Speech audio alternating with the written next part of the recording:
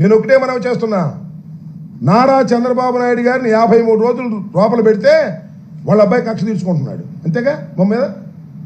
మమ్మల్ని లోపల పెడితే మేమెంత కక్ష తీర్చుకోవాలి? ఆలోచించుకో లోకేష్. మీ నాన్నని 53 రోజులు లోపల పెట్టారనే కదా ఇంతమంది లోపల పెడుతున్నావు. నెల తరబడి లోపల ఉంటున్నారు. వాళ్ళ కుటుంబాలన్నీ కక్ష పడితే నీ పరిస్థితి ఏంటో ఆలోచించుకో. మమ్మల్ని కక్ష పెట్టి లోపల పెట్టిస్తావా?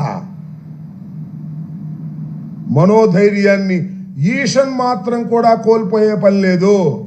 మనోధైర్యాన్ని కోల్పోయే వాళ్ళు రాజకీయాల్లోనే ఇవాళ లోకేష్ రెడ్ బుక్ రాజ్యాంగంలో ఉండటానికే వీల్లేని పరిస్థితి. మనోధైర్యంతో ఉన్నవాళ్లే ఇవాళ రాజకీయాల్లో ఉండాలని నిర్ణయించుకున్నాం. మా మనోధైర్యాన్ని కోల్పోము.